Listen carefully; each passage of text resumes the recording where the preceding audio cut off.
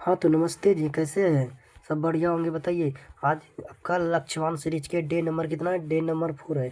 आज आपके लक्ष्यवान सीरीज का डे नंबर 4 है, ठीक है। तो लक्ष्यवान सीरीज के डे नंबर 4 में आपका क्या है, बहुत बहुत स्वागत है आप लोग का। बहुत बहुत स्वागत है। तो चलिए, आप लोग इस क्लास को जल्दी जल्दी शेयर कर दिए, अपने दोस्तों में फटाफट शेयर कर दिए, ठीक है। शेयर करिए, एकदम फटाफट शेयर करिए, जुड़ जाइए एकदम फटाफट, जल्दी से ना क्लास में जुड़ जाइए। बताइए तो आप लोग शेयर कर दीजिए, कर दिए? जल्दी बताइए, जल्दी। तो शेयर कर दिए तो एक बार लाइक भी जरूर कर दीजिए, ठीक है। एक बार लाइक जरूर कर दीजिए। तो चलिए, आज लक्ष्यवान सीरीज के डे नंबर 4 में आपका पहले हम क्या करेंगे, पहले आपका सोशल साइंस होगा, ठीक है। हम कल बता देते कि पहले आपका क्या होगा, एसएसटी यानी कि सोशल साइंस। पहले आपका सोशल साइंस होगा, उसके बाद आपका क्या होगा, साइंस, उसके बाद मैथ, उसके बाद आपका हिंदी, फिर संस्कृत, ठीक है। तो चलिए, पहले सोशल साइंस को देखते हैं, उसके बाद आपका देखेंगे साइंस का।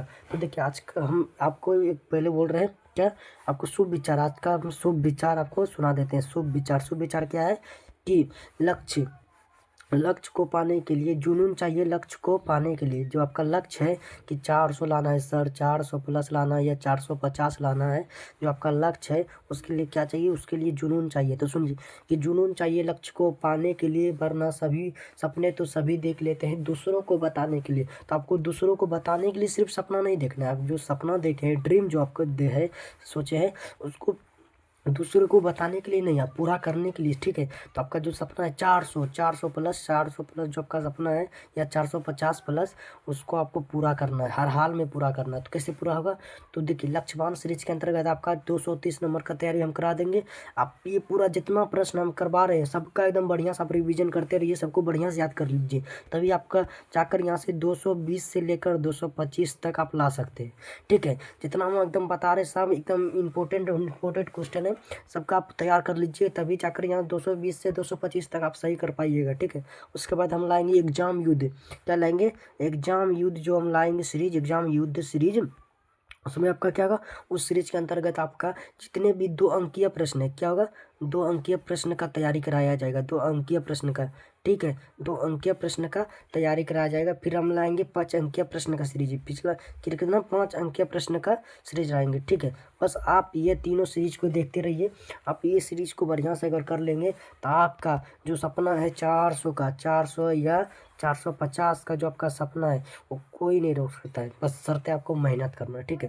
देखिए, बिना मेहनत का बाबू कुछ नहीं मिलता है, इसलिए मेहनत करना पड़ेगा आपको। 8 से 10 घंटा डेली पढ़ना पड़ेगा। कितना? 8 से 10 घंटा डेली पढ़ना पड़ेगा, तभी जाकर का आपका जो सपना है 450 का या 400 का आप ला सकते हैं, ठीक है। उसके लिए आपको बहुत सारा मेहनत करना है, बिना मेहनत का कुछ नहीं मिलता है, इसलिए मेहनत आपको बहुत जरूरी है, जीवन में मेहनत बहुत जरूरी है, ठीक है। तो चलिए, आप क्वेश्चन को लगाते हैं, बहुत हो गया। चलिए क्वेश्चन देखिए, सोशल साइंस का आपका फर्स्ट नंबर क्वेश्चन है एसएसटी का। तो फर्स्ट नंबर क्वेश्चन देखिए, फर्स्ट नंबर का क्या है क्वेश्चन, किस संघ राज्य की विशेषता नहीं है? बताइए कौन संघ राज्य की विशेषता नहीं है? लिखित संविधान, शक्तियों का विभाजन, इकहरी शासन व्यवस्था, सर्वोच्च न्यायपालिका। बताइए कौन सा जो है संघ राज्य की व्यवस्था नहीं है, कौन सी संघ राज्य की विशेषता नहीं है, जल्दी बताइए। आपका बताइए कौन सा जो है कि संघ राज्य का विशेषता नहीं, तो इकहरी शासन व्यवस्था, जो आपका इकहरी शासन व्यवस्था, ऑप्शन नंबर सी, ये आपका संख्या है। ऑप्शन नंबर सी क्या होगा आपका? ऑप्शन नंबर सी, संघ राज्य की व्यवस्था नहीं होगा, ठीक है। क्या होगा ऑप्शन नंबर सी आपका? देखिए ऑप्शन नंबर सी है आपका, ऑप्शन नंबर सी देखिए, ऑप्शन नंबर सी, इकहरी शासन व्यवस्था जो आपका है, ये आपका संघ राज्य का विशेषता नहीं होगा, ठीक है। ऑप्शन नंबर सी आपका बिल्कुल राइट आंसर है। चलिए 2 नंबर प्रश्न देखिए, संघ सरकार का उदाहरण बताइए। कौन है संघ सरकार का उदाहरण?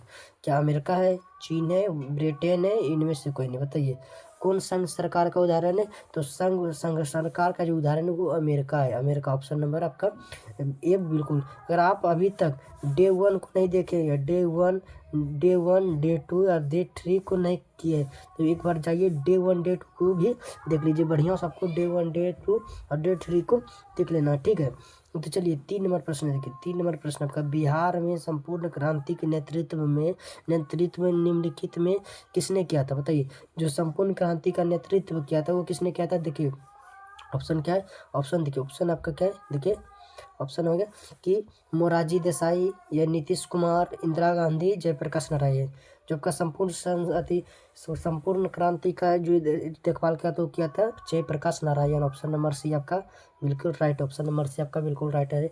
4 नंबर देखिए, लोकतांत्रिक है कि लोकतांत्रिक व्यवस्थाओं ने निम्नलिखित नामांकित देखिए निम्नलिखित किन मुद्दे पर सफलता पाई है, बताइए। लोकतांत्रिक व्यवस्थाओं जो है ये किस मुद्दे पर अति सफलता पाई है। पहला आपका राजनीतिक असमानता को समाप्त कर दिया गया है, या लोगों के बीच टकरावों को समाप्त कर दिया गया है, ठीक है। बहुमत समूह और अल्प समूह के साथ एक जैसा व्यवहार करता है, या आज समाज की आखिरी पंक्ति में खड़े लोगों के बीच आर्थिक पैमाना कम दिया जाता है। बताइए कौन सा आपका सही होगा। 4 नंबर का बताइए कौन सा सही। 4 नंबर का जो ऑप्शन नंबर सी है कि बहुमत समूह क्या है, बहुमत समूह और अल्प समूह के साथ एक जैसा व्यवहार करता है।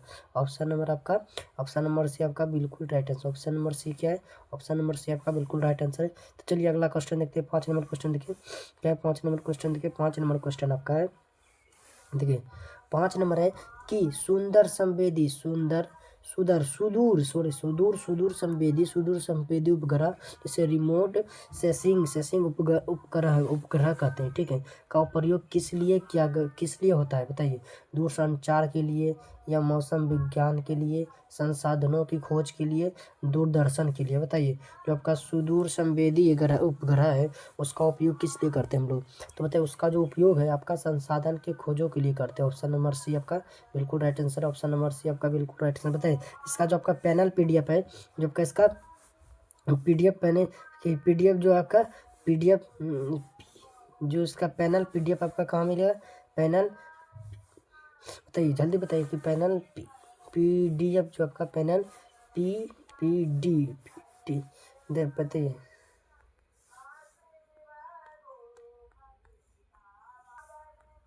चलिए बताइए इसका जो आपका पैनल पीडीएफ है, पैनल पीडीएफ वो आपका कहाँ मिलेगा, वो आपका जो आपका पैनल पीडीएफ है, पैनल पीडीएफ वो आपका कहाँ मिलेगा, वो मिलेगा आपका व्हाट्सअप चैनल पर, ठीक है। व्हाट्सअप चैनल पर उसका लिंक कहाँ, तो उसका लिंक हम डिस्क्रिप्शन बॉक्स में डाल दिए। व्हाट्सअप और चैनल टेलीग्राम दोनों, टेलीग्राम पर आपका फ्री वाला नोट्स भी मिलेगा। आपको क्या होगा ना, जितना भी फ्री नोट्स हम देते हैं वो आपको कहाँ मिलेगा, टेलीग्राम चैनल पर।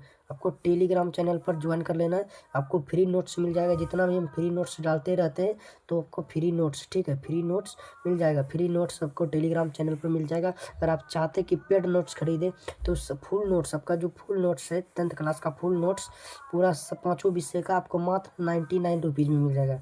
99 रुपीज़ में मात्र मिल जाएगा। लेकिन अभी हम क्या हो रहा है, न्यू ईयर से स्पेशल में मात्र 51 रुपये में दे रहे हैं, ठीक है। मात्र 51 रुपये में आपका 5 विषय का नोट्स दे रहे हैं, कितना में, मात्र 51 रुपये में। तो ठीक है, उस कहाँ से लेना है नोट्स, तो आपको इस नंबर पर कॉल करना है 8882301410 पर आपको कॉल करना है। मात्र 51 रुपये में अगर आप 5 जनवरी से पहले कॉल करते हैं तो मात्र 51 रुपये में मिलेगा, और 5 जनवरी की बात करेंगे तो 99 इसका तो प्राइस हो जाएगा, ठीक है। तो आप जल्दी कॉल करके ले सकते हैं, 5 जनवरी तक ये ऑफर है, ठीक है। तो चलिए प्रश्न को देखिए। प्रश्न नंबर आपका 6 है कि निम्न में कौन भूकंप का सर्वाधिक संवेदनशील नगर है, बताइए। देहरादून, रांची, हैदराबाद, चेन्नई, बताइए कौन सा जो आपका भूकंप का सर्वाधिक संवेदनशील नगर है, बताइए कौन सा है। मतलब 6 नंबर का आपका क्या होगा, 6 नंबर का ऑप्शन नंबर डी चेन्नई। आपका ऑप्शन नंबर डी बिल्कुल राइट है। चेन्नई जो है वह ज़्यादा सर्वाधिक भूकंप का सर्वाधिक संवेदनशील नगर है, ठीक है। तो चलिए 7 नंबर प्रश्न को देखिए। 7 नंबर प्रश्न आपका क्या है, देखिए जल्दी। 7 नंबर प्रश्न क्या है, 7 नंबर प्रश्न है कि निम्न में से किसे बिछड़ा राज्य कहा जाता है, बताइए। पंजाब, केरल, बिहार, दिल्ली, बताइए किस राज्य को बिछड़ा राज्य कहा जाता है, तो बिहार को बिछड़ा राज्य कहा जाता है। ऑप्शन नंबर सी आपका बिल्कुल राइट आंसर है। तो 8 नंबर प्रश्न देखिए। 8 नंबर प्रश्न आपका भारत में वित्तीय वर्ष कौन कहा जाता है, वित्तीय वर्ष कौन कहा जाता है। भारत में वित्तीय वर्ष कब लगता है, बताइए। 1 जनवरी से 31 दिसंबर तक, 1 जुलाई से 30 जून तक, 1 अप्रैल से 31 मार्च तक, या 1 सितंबर से 31 अगस्त तक, बताइए। जो भारत में वित्तीय वर्ष होता है वो होता है 1 अप्रैल से 31 मार्च तक, यानी कि ऑप्शन नंबर सी आपका क्या है, ऑप्शन नंबर सी आपका बिल्कुल राइट आंसर है, ठीक है। चलिए 9 नंबर प्रश्न को देखिए। 9 नंबर प्रश्न का काउंट काबूर को विक्टर एम्यूनुअल ने किस पद पर नियुक्त किया था बताइए। तो काउंट का वो था उसको विक्टर इमेनुअल ने किस पद पर बैठाया था, तो उसे प्रधानमंत्री के पद को दिया था। ऑप्शन नंबर सी आपका बिल्कुल राइट। किस पद को दिया था, तो प्रधानमंत्री के पद को। ऑप्शन नंबर सी आपका बिल्कुल ही राइट आंसर है। ठीक है, चलिए 10 नंबर प्रश्न को देखिए। 10 नंबर प्रश्न आपका क्या है, 10वां नंबर प्रश्न है कि रक्त एवं लौह की नीति का अवलंबन किसने किया था बताइए। किसने रक्त और लौह का नीति का अवलंबन किया था बताइए। रक्त और लौह का नीति किसने दिया था, मेजनी ने, हिटलर ने, या बिस्मार्क ने, या विलियन एक ने बताइए किसने दिया था रक्त एवं लौह का नीति। तो जो बिस्मार्क जी था आपका, Bismarck, option number C, Bismarck ने दिया था। कौन, बिस्मार्क ने। 11वां प्रश्न देखिए, समाजवादी शासन का पहला प्रयोग कहाँ हुआ था बताइए। समाजवादी शासन का जो पहला प्रयोग है कहाँ हुआ था, रूस में, जापान में, चीन में, या क्यूबा में बताइए। समाजवादी शासन का पहला प्रयोग कहाँ हुआ था, तो हुआ था रूस में। ऑप्शन नंबर ए आपका बिल्कुल राइट। कहाँ हुआ था, रूस में। ठीक है, चलिए 12 नंबर देखिए, बोल्शेविक क्रांति कब हुई थी बताइए। बोल्शेविक क्रांति जो है कब हुआ था, तो बोल्शेविक क्रांति आपका हुआ था कब, कि नवंबर 1917 में। क्या, नवंबर 1917। ऑप्शन नंबर बी आपका बिल्कुल राइट आंसर है। चलिए 13 नंबर प्रश्न को देखिए। 13 नंबर प्रश्न आपका है क्या है, 13 नंबर प्रश्न को देखिए। 13 नंबर प्रश्न क्या है, 13 नंबर प्रश्न आपका है कि कांटी तापीय विद्युत परियोजना किस जिला में स्थित है बताइए। कांटी तापीय विद्युत परियोजना किस जिला में स्थित है, पूर्णिया, सिवान, मुजफ्फरपुर, पूर्वी चंपारण बताइए कहाँ स्थित है। चलिए कांटीय ये तापीय विद्युत परियोजना ये किस जिले में स्थापित है, तो ये जो आपका है जो मुजफ्फरपुर में। मुजफ्फरपुर वाले जल्दी जल्दी बताइए, ये कहाँ, मुजफ्फरपुर में। ठीक है, जितने भी मुजफ्फरपुर वाले हैं वो एकदम कमेंट जरूर कीजिए। ठीक है, बताइए आप कौन से जिला से हैं, जल्दी कमेंट करिए बताइए। हम जो है कहाँ से, हम मुंगेर जिला, देखिए मेरा भी मुंगेर जिला। ठीक है, तो हम मुंगेर जिला से, आप कहाँ से हैं जल्दी जल्दी कमेंट में बताइए कि आप कहाँ से। ठीक है, चलिए 14 नंबर प्रश्न देखिए। 14 नंबर प्रश्न है कि रेल वर्कशॉप कहाँ स्थित है बताइए। रेल वर्कशॉप कहाँ स्थित है, जमालपुर में, भागलपुर में, मुंगेर में, या पटना में। जो आपका रेल वर्कशॉप है, एशिया का सबसे पुराना रेल वर्कशॉप जो आपका कहाँ है, तो ये आपका जमालपुर में। जमालपुर मुंगेर जिला के अंतर्गत आता है। ठीक है, मुंगेर जिला का तीसरा विधानसभा है जमालपुर। मुंगेर जिला का तीसरा विधानसभा कौन है, तो जमालपुर। ठीक है, तो जमालपुर वाला है, एक बार कमेंट जरूर कर दीजिए कितने जमालपुर वाले हैं भाई, हार्चिरी लगा दीजिए। ठीक है, तो आपका ऑप्शन नंबर ये आपका बिल्कुल राइट आंसर हो जाएगा। ठीक है, चलिए 15 नंबर देखिए। 15 नंबर है, सुनामी का प्रमुख कारण क्या है, समुद्र में भूकंप, मैदानी क्षेत्र में भूकंप, पर्वत पर भूकंप, इनमें से कोई नहीं। जो सुनामी आता है कहाँ था, वो समुद्र में आता है। ऑप्शन नंबर ये आपका बिल्कुल राइट आंसर। ऑप्शन नंबर ये आपका बिल्कुल राइट आंसर है।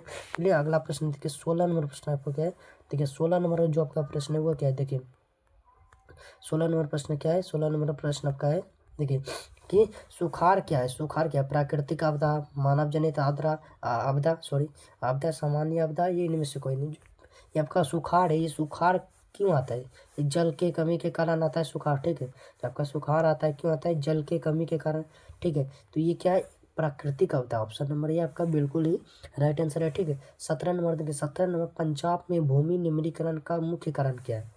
जो पंजाब में भूमि निम्नीकरण हो रहा है उसका मुख्य जो कारण है वो क्या है, वो है अधिक सिंचाई। पंजाब के लोग जो है वो खेत को अधिक सींच देते हैं, तो उसी के कारण भूमि निम्नीकरण हो रहा है। ठीक है, तो ऑप्शन नंबर डी आपका बिल्कुल, पंजाब में भूमि निम्नीकरण का जो कारण है वो क्या है, अधिक सिंचाई। ऑप्शन नंबर डी आपका बिल्कुल राइट आंसर है। चलिए 18 नंबर प्रश्न देखिए। 18 नंबर प्रश्न है कि मानव शरीर में जल की मात्रा होती है कितना।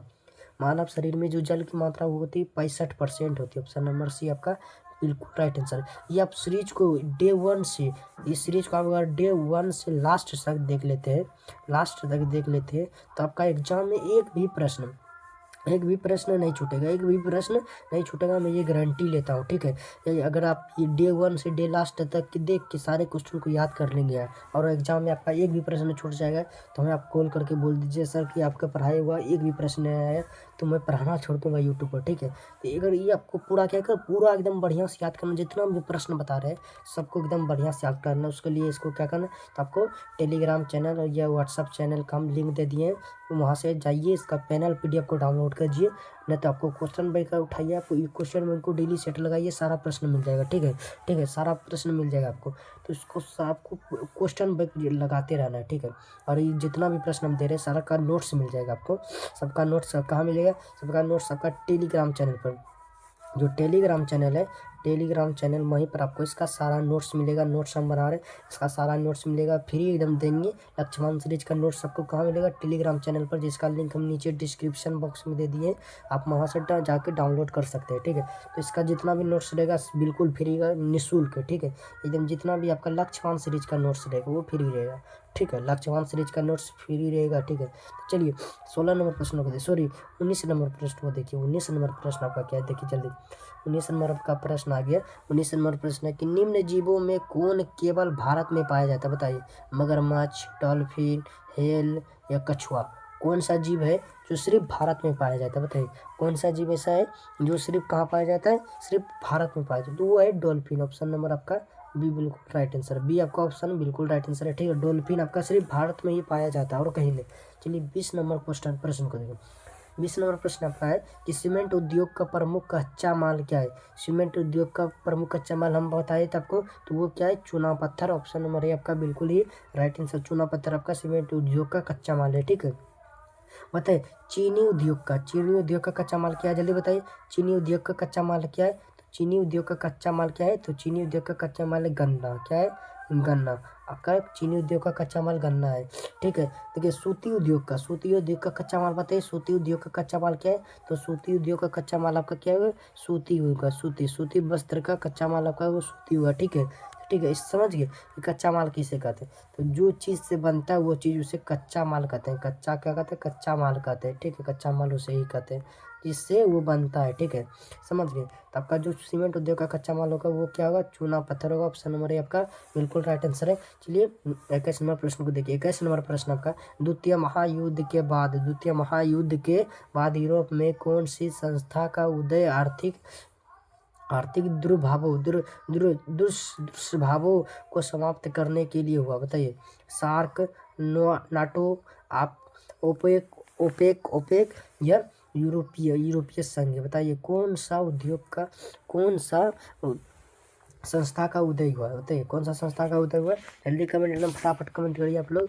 तो वो जो आपका था कि थोड़ी ना, कहाँ था ये आपका? यूरोपीय संघ का। ऑप्शन नंबर डी आपका बिल्कुल राइट, यूरोपीय संघ का। ठीक है, चलिए 22 नंबर प्रश्न को देखिए। 22 नंबर प्रश्न आपका है, देखिए 22 नंबर प्रश्न क्या है कि किसने कहा, क्या कहा कि किसने कहा मुद्रण ईश्वर की दी गई महानतम देन है, सबसे बड़ा तोहफा? बताइए।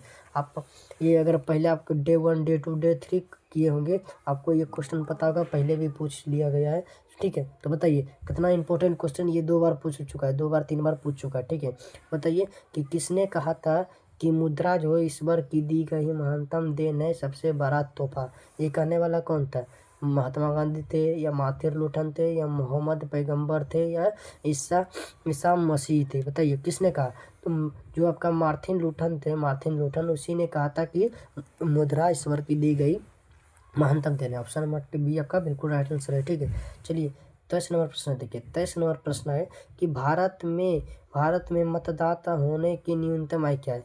भारत में मतदाता यानी कि जब आप वोट देने का उम्र क्या है? वोट आप कितना उम्र होंगे तो वोट दे सकते हैं? 16 वर्ष का होते दे सकते हैं, 17 वर्ष, 18 वर्ष या 19 होते हुए? भारत में जो वोट देने का उम्र है कितना है?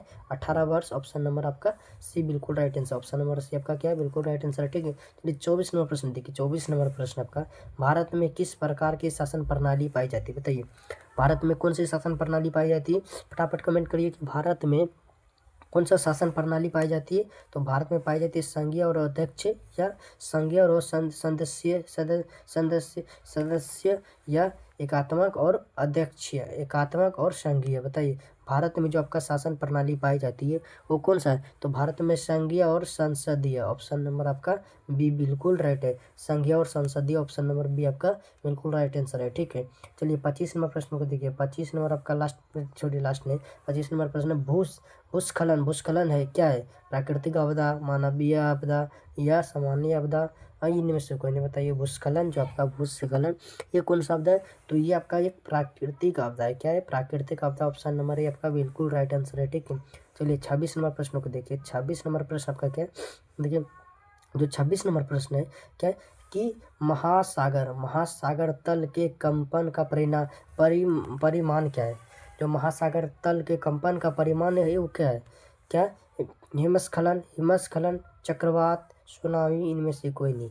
जो महासागर के तल में कंपन होता है उससे क्या होता है, उससे आपका क्या होता है जल्दी बताइए, उससे आपका क्या होता है, उससे आपका सुनामी आता है। ऑप्शन नंबर आपका सी बिल्कुल right answer, option number C आपका बिल्कुल राइट आंसर है। ठीक है, चलिए 27 नंबर क्वेश्चन को देखिए। पृथ्वी के सतह पर सर्वप्रथम पहुंचने वाली भूकंप तरंग है कौन सा, पी तरंग, एस तरंग, एल तरंग, टी तरंग। कौन सा जो भूकंप तरंग है जो पृथ्वी के सतह पर सबसे पहले पहुंचा था, जल्दी बताइए कौन सा तरंग है। तो वो आपका जो है आपका पी तरंग था। कौन था, पी तरंग। ऑप्शन नंबर ये आपका बिल्कुल राइट आंसर, एकदम बहुत ही महत्वपूर्ण क्वेश्चन है, इसे बढ़िया सब लोग याद कर लीजिएगा। ठीक है, तो चलिए 28 नंबर प्रश्न को देखिए। 28 नंबर आपका प्रश्न का 28 नंबर प्रश्न है कि सुनामी का संबंध किससे है, स्थल से, समुद्र से या आसमान से, या इनमें से कोई नहीं। बताइए सुनामी का संबंध किससे है, सुनामी का जो संबंध आपका वो किससे है। तो सुनामी का संबंध किससे है, समुद्र से। सुनामी कहाँ आता है, तो समुद्र में आता है। ठीक है, सुनामी आपका कहाँ आता है, समुद्र में। चलिए 29 नंबर क्वेश्चन देखिए। निम्न में से कौन सी बात लोकतांत्रिक व्यवस्थाओं के अनुरूप है। बताइए कौन सा बात लोकतांत्रिक व्यवस्थाओं के अनुरूप है। पहला, कानून के समक्ष समानता या स्वतंत्रता एवं निष्पक्ष चुनाव, स्वतंत्रता निष्पक्ष चुनाव। सी है आपका उत्तरदायी शासन व्यवस्था, बहुसंख्यकों का शासन। बताइए कौन सा जो लोकतांत्रिक शासन व्यवस्था के अनुरूप है, जल्दी बताइए। 29 नंबर का आपका ऑप्शन नंबर डी आपका बहुसंख्यकों का शासन, ये जो आपका लोकतंत्र व्यवस्थाओं के अनुरूप है। ऑप्शन नंबर डी आपका बिल्कुल राइट आंसर है। ठीक है, चलिए 30 नंबर प्रश्न को देखिए। 30 नंबर प्रश्न आपका क्या है, देखिए 30 नंबर प्रश्न आपका है क्या है, 30 नंबर प्रश्न है कि लोकतंत्र की सफलता निर्भर करती है। लोकतंत्र की जो सफलता लोकतंत्र की वो किस पर निर्भर करती है। जो लोकतंत्र का सफलता है वो किस पर निर्भर कर, नागरिकों की उदासीनता पर, नागरिकों की गैर कानूनी कार्रवाई पर, नागरिकों की विवेकपूर्ण सहभागिता पर, या नागरिकों द्वारा अपनी जाति के हितों की पक्ष रखने पर। बताइए जो लोकतंत्र की सफलता निर्भर करती है वो करती है नागरिकों की विवेकपूर्ण सहभागिता पर। ऑप्शन नंबर आपका सी बिल्कुल राइट आंसर है, ऑप्शन नंबर आपका सी बिल्कुल ही राइट आंसर है। ठीक है, तो एसएसटी का आज हम 30 ही प्रश्न रखे। एसएसटी में आज का कितना प्रश्न रखे, 30 प्रश्न रखे। बताइए आपको 30 में कितना प्रश्न पहले से याद था, 30 में कितना प्रश्न पहले से जानते थे, कमेंट में जल्दी बताइए कि 30 में आप कितना प्रश्न सही कर पाते। ठीक है, इसका पूरा एकदम आपको याद करना है। तो इसका डाउनलोड करने का लिंक टेलीग्राम चैनल का दे दिए, टेलीग्राम से जाइए वहाँ से आप डाउनलोड करिए। ठीक है, वहाँ आपको फ्री नोट्स भी मिल जाएगा, जितने भी थोड़ा बहुत फ्री नोट्स हम दे रहे हैं वहाँ आपको फ्री नोट्स बिल्कुल मिल जाएगा। ठीक है, ठीक है, अगर आप नोट्स नहीं खरीद पाते, आपको उतना नहीं अभी क्षमता, तो आप वहाँ से जाइए, फ्री नोट्स आप मेरा ले सकते हैं। ठीक है, वहाँ से एकदम बढ़िया से तैयारी कर सकते हैं। ठीक है, टेंशन मत लीजिए। अगर आप नहीं भी नोट्स खरीद सकते तो इस चैनल पर हम सब चीज़ का वीडियो लेंगे। आपका गैस प्रश्न, ठीक है, गैस प्रश्न का वीडियो लाएंगे। ठीक है, गैस प्रश्न जिसमें आपको जितना गैस प्रश्न दे देंगे आपको उतना में से सारा एकदम काम हो जाएगा। आपका जो ड्रीम है 400 प्लस का, वो 400 प्लस का ड्रीम आपको पूरा करके हम रहेंगे। ठीक है, उसके लिए मुझे कितना भी रात दिन मेहनत करना पड़ेगा। देख लीजिए आपके लिए हम अभी कितना में, अभी 11th क्लास में, अभी अपना भी पढ़ाई के साथ साथ आपको भी पढ़ा रहे हैं। बताइए कितना बड़ी बात है। ठीक है, तो इसलिए आपके लिए हम दिन रात मेहनत करने के लिए तैयार हैं। बस आपको मेहनत करने की ज़रूरत है। हमारी मेहनत पर आपकी सफलता निर्भर नहीं करती। ठीक है, हमारा 25% मेहनत रहेगा और आपका 75% मेहनत रहेगा, तभी जाकर जो सफलता है 100% आ पाएगा। ठीक है, तभी जाकर आपका सफलता जो 100% आ सकते हैं। गुरु क्या है, गुरु देखिए एक रास्ता दिखा सकता है। आपका जो गुरु है, आपका गुरु क्या सकता, गुरु जो है, गुरु आपका क्या कर सकता है, गुरु एक रास्ता को आपको दिखा सकता है। ठीक है, लेकिन उस रास्ता पर आपको चलना पड़ेगा, खुद रास्ता को मापना पड़ेगा। ठीक है, अनुभव उस रास्ता का प्राप्त करना पड़ेगा। इसलिए हम आपको रास्ता दिखा रहे हैं, इस चीज़ पर चलिए, इस चीज़ को पढ़िए। आपका जो 400 प्लस का सपना है हम पूरा करेंगे। ठीक है, उसके लिए आपको बस दिन रात मेहनत करना होगा। जो आपका 1 महीना, 1 से 1.5 महीना आपके समय है ना, 1 से 1.5 मंथ जो आपके पास समय है, झोंक दीजिए भाई, एकदम बिल्कुल झोंक दीजिए, जितना पढ़ सकते हैं। 15 घंटा, 18 घंटा, ऐसे सन की लोग देखेंगे 18, 20 घंटा भी पढ़ते हैं। तो आप लोग भी एकदम झोंक दीजिए, जितना आपसे हो सकता है उतना पढ़िए। अगर पढ़ने का मन न करे तो अपने माँ बाप का चेहरा एक बार जरूर याद कीजिए। उस माँ बाप का चेहरा जरूर एक बार याद कीजिए कि कितना आस लगा के बैठा आपके रिजल्ट के, बताए गाँव घर में बताते कि मेरा बेटा मेरा बेटी इस बार क्या, इस बार मैट्रिक का एग्ज़ाम दे रहा है। उसको एकदम प्राउड फील कराना है, ठीक है। इतना मेहनत करिए कि आपको माता पिता का प्राउड फील हुए, ठीक है। आपको माता पिता का प्राउड फील आपके ऊपर एकदम एकदम खुशी हो जिस दिन रिजल्ट आपका पूरा खुश हो, ठीक है। तो एकदम इतना मेहनत करना है, ठीक है। तो चलिए अब देखते हैं साइंस के प्रश्न को देखते हैं, ठीक है। साइंस के प्रश्न को देखिए, साइंस के प्रश्न संख्या 1 को आपको देखिए, साइंस के प्रश्न संख्या 1 आपका क्या है, देखिए। पहला नंबर प्रश्न आपका देखिए, पहला नंबर प्रश्न का अमीबा अपना भोजन कैसे पकड़ता है। अमीबा जो है अपना भोजन वो कैसे पकड़ता है, तो वो अपना भोजन जो कुटपाद के द्वारा पकड़ता है, ठीक है। ऑप्शन नंबर सी आपका बिल्कुल राइट आंसर है, ठीक है। 2 नंबर प्रश्न को देखिए, 2 नंबर प्रश्न आपका कौन सा एंजाइम वसा पर क्रिया करता है, बताइए। कौन सा जो बताइए कौन सा एंजाइम है जो वसा पर क्रिया करता है, जो वसा पर क्रिया करने वाला एंजाइम है आपका कौन सा है। पेप्सिन है, ट्रिप्सिन है, लाइपेज है, एमाइलेज बताइए। जो आपका लाइपेज है, लाइपेज ऑप्शन नंबर सी आपका, ये ऑप्शन नंबर सी आपका बिल्कुल राइट आंसर है, ठीक है। लाइपेज है आपका एंजाइम, वो वसा प्रक्रिया प्राप्त करता है, वसा प्रक्रिया करता है, ठीक है। तो चलिए 3 नंबर प्रश्न को देखिए, 3 नंबर प्रश्न आपका है कि किस प्रकार के शोषण से अधिक ऊर्जा मुक्त होता है, बताइए। किस प्रकार के शोषण से अधिक ऊर्जा मुक्त होता है, वायवीय शोषण और वायवीय शोषण दोनों, इनमें से सभी, बताइए। किस प्रकार के शोषण से अधिक ऊर्जा मुक्त होता है, बताइए। वो आपका वो कौन सा वायवीय शोषण है, उससे अधिक ऊर्जा आपका मुक्त होता है, अधिक ऊर्जा मुक्त होता है, ठीक। ऑप्शन नंबर ए आपका बिल्कुल ही राइट आंसर है। 4 नंबर प्रश्न देखिए, 4 नंबर प्रश्न आपका है मछली का शोषण अंग, बताइए। मछली का शोषण अंग क्या होता है, मछली का शोषण अंग गिल्स होता है। ट्रेकिया किसका, तो मच्छर का जो आपका शोषण अंग होता है वो ट्रेकिया होता है। और त्वचा किसका होता है, त्वचा जो आपका केचुआ का होता है, केचुआ का, ठीक है। केचुआ का त्वचा होता है। और जब का फेफड़ा है, फेफड़ा ये मनुष्य का होता है, ठीक है। मनुष्य का शोषण अंग होता है फेफड़ा, ठीक है। मनुष्य का शोषण अंग फेफड़ा, समझ गए। जो आपका ट्रेकिया पूछेगा तो किसका, मच्छर का बोलना है आपको। गिल्स पूछेगा तो मछली, त्वचा पूछेगा तो केचुआ, और फेफड़ा पूछेगा तो मनुष्य, ठीक है। बता दीजिए, ठीक है। बताइए मछली का शोषण अंग तो गिल्स, ऑप्शन नंबर बी एकदम मारने कटाक्ष ना, ठीक है। तो चलिए अगला प्रश्न देखिए, 15 नंबर प्रश्न आपका देखिए कि आधुनिक आवर्त नियम के अनुसार तत्वों के गुण धर्म निम्नलिखित में किसके आवर्त फलन होते हैं, बताइए। किसके आवर्त फलन होते हैं, ये आपका परमाणु द्रव्यमान के, परमाणु संख्याओं के, परमाणु आकार के, या घनत्व के, बताइए। किसके आवर्त होते हैं, तो ये जो आपके होते हैं परमाणु संख्याओं के, ऑप्शन नंबर आपका बी बिल्कुल राइट है, ऑप्शन नंबर बी आपका बिल्कुल राइट आंसर है, ठीक है। चलिए 6 नंबर प्रश्न को देखिए, 6 नंबर प्रश्न का क्या है? देखिए 6 नंबर प्रश्न है आधुनिक आवर्त सारणी की क्षैतिज कतारों निम्नलिखित में क्या कहलाती है। जो आधुनिक आवर्त का क्षैतिज कतारें हैं वो निम्नलिखित में क्या कहलाती है, ठीक है। आपका आवर्त कहलाती है, समूह कहलाती है, कोष कहलाती है, कोई नहीं, क्या कहलाती है बताइए, जल्दी बताइए क्या कहलाती है। तो क्या कहलाती है, आवर्त, ठीक है। आवर्त कहलाती है, ठीक है। इस प्रकार जो आपका क्षैतिज कतारें है वो कहलाती है आवर्त। और ये जो आपका ये आपका समूह कहलाता है, क्या कहलाता है, समूह, ये कहलाता है आपका समूह। और जो आपका क्षैतिज है समूह, ये आपका क्या कहलाता है, आवर्त कहलाता है, ये आपका आवर्त कहलाता है, ठीक है। समझ गए, तो ठीक है, वो आशा होकर समझ गए होंगे। चलिए 7 नंबर देखिए, लोहे के फ्लाइंग पेन के जंग से बचाने के लिए निम्न में कौन सी विधि उपयुक्त है।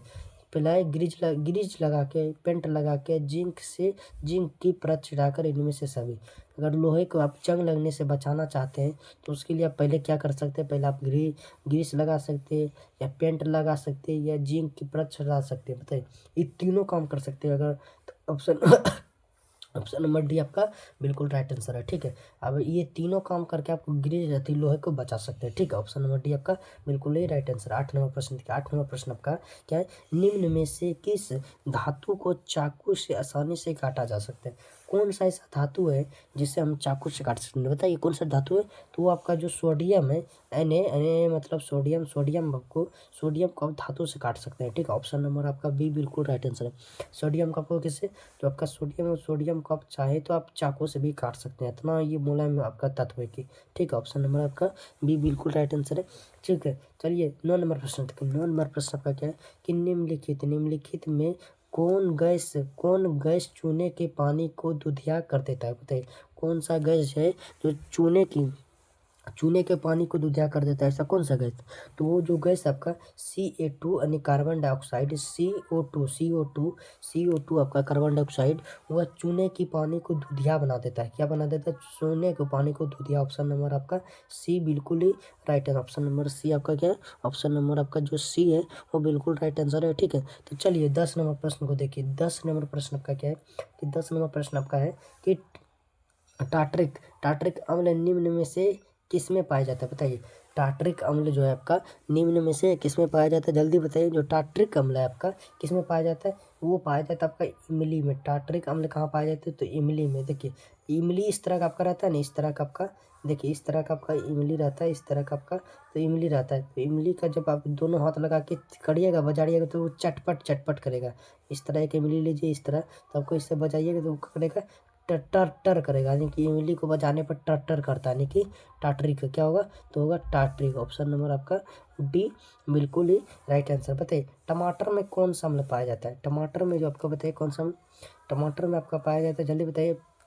संतरा में कौन सा अम्ल पाया जाता है, या सिरका में कौन सा अम्ल पाया जाता है? जल्दी बताइए, कमेंट में एकदम फटाफट बताइए कि इस तीनों में कौन सा अम्ल पाया जाता है। ठीक है, कमेंट में जल्दी जल्दी लिखिए। तो चलिए 12 नंबर प्रश्न आपका है कि जिंक तथा सल्फ्यूरिक अम्ल के बीच अभिक्रिया से निम्नलिखित में से कौन सी गैस निकलती है? बताइए, जिंक और तथा सल्फ्यूरिक अम्ल के बीच अभिक्रिया से निम्नलिखित में कौन सी गैस निकलती है?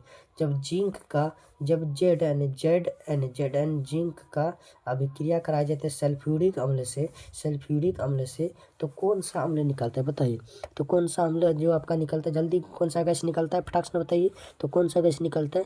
तो वो निकलता है जो आपका H2 निकलता है, हाइड्रोजन हाइड्रोजन निकलता है, H2। आपका ऑप्शन नंबर सी आपका बिल्कुल राइट आंसर है। ठीक है, चलिए 13 नंबर का प्रश्न देखिए। 13 नंबर प्रश्न आपका विद्युत प्रतिरोधकता का सही मात्रक बताइए। जो विद्युत प्रतिरोधकता है उसका सही मात्रक क्या होगा? ओम होगा, या ओम मीटर होगा, या वोल्ट मीटर होगा, या ओम मीटर होगा? तो बताइए क्या होगा? विद्युत प्रतिरोधकता का सही मात्रक जो आपका है, विद्युत प्रतिरोधकता का सही मात्रक आपका होगा ओम मीटर। क्या होगा? ओम मीटर। ऑप्शन नंबर आपका डी बिल्कुल राइट आंसर है। ठीक है, चलिए 14 नंबर देखिए। 14 नंबर क्वेश्चन आपका क्या है? निम्नलिखित में कौन विद्युत का सबसे अच्छा चालक? बताइए, कौन जो है विद्युत का सबसे अच्छा चालक है? पहला आपका है चांदी, लोहा, नाइक्रोम, रबड़। बताइए, इनमें से कौन सा विद्युत का सबसे अच्छा चालक है? जो चांदी है आपका, ये सब विद्युत का सबसे अच्छा चालक है। ठीक है, इसे सब विद्युत का सबसे अच्छा चालक किसे माना गया है? तो चांदी को। ठीक है, बहुत ही महत्वपूर्ण प्रश्न है, जिसे हम बढ़िया से याद कर लीजिए कि चांदी विद्युत का सबसे अच्छा चालक है। ठीक है, चलिए 15 नंबर प्रश्न को देखिए। 15 नंबर प्रश्न आपका क्या है? 15 नंबर प्रश्न आपका है कि क्या है? 15 नंबर प्रश्न देखिए। 15 नंबर, विद्युत धारा के चुंबकीय प्रभाव का खोज किसने किया था?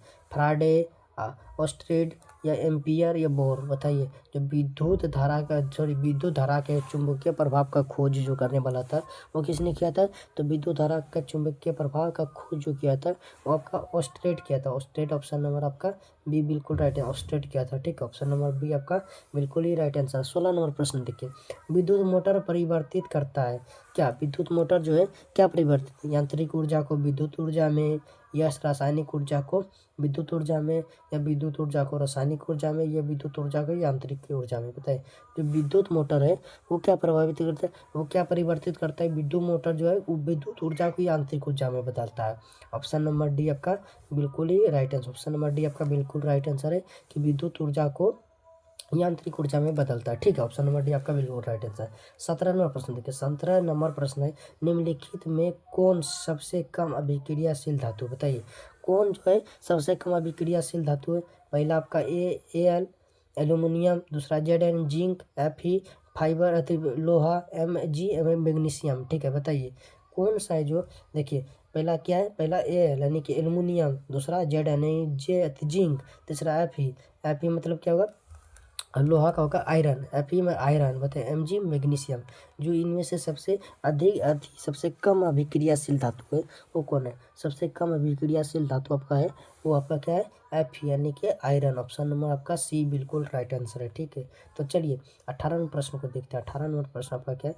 18 नंबर प्रश्न आपका पहला प्रश्न है 18 नंबर कि कार्बन की परमाणु संख्या बताइए। कार्बन की परमाणु संख्या क्या होगी? कार्बन की परमाणु संख्या कितना होता है? कार्बन की परमाणु संख्या आपका 6 होता है। कार्बन की परमाणु संख्या 6 तो ऑप्शन नंबर ए आपका बिल्कुल राइट आंसर। 19 नंबर प्रश्न देखिए 19, और संतृप्त हाइड्रोकार्बन जिसमें कार्बन परमाणु के बीच त्रिअबंधक होते हैं वो कहलाते हैं, क्या कहलाते हैं? तो बताइए जी। और संतृप्त हाइड्रोकार्बन जिसमें कार्बन कार्बन क्या होता है, कार्बन परमाणु के बीच त्रिक अबंधक बनाते हैं, क्या त्रिक अबंधक बनाते हैं, ठीक है। तो होते हैं, तो वो क्या कहलाते हैं, वो क्या कहलाते हैं? पहला एक एकलेन, एल्काइन, एल्केन, एल्काइन, एल्किन, कोई नहीं, बताइए वो क्या कहलाते हैं? वो जो आपका कहलाता है वो क्या कहलाता है? तो आपका कहलाता है एल्काइन कहलाता है। क्या कहलाता है? तो एल्काइन। ऑप्शन नंबर आपका बी बिल्कुल right answer. Option number B आपका बिल्कुल राइट आंसर है, ठीक है। चलिए 20 नंबर प्रश्न को देखिए। 20 नंबर प्रश्न है, एथेनॉल की क्रियाशील मूलक का सूत्र है, बताइए। एथेनॉल की क्रियाशील मूलक का सूत्र क्या है?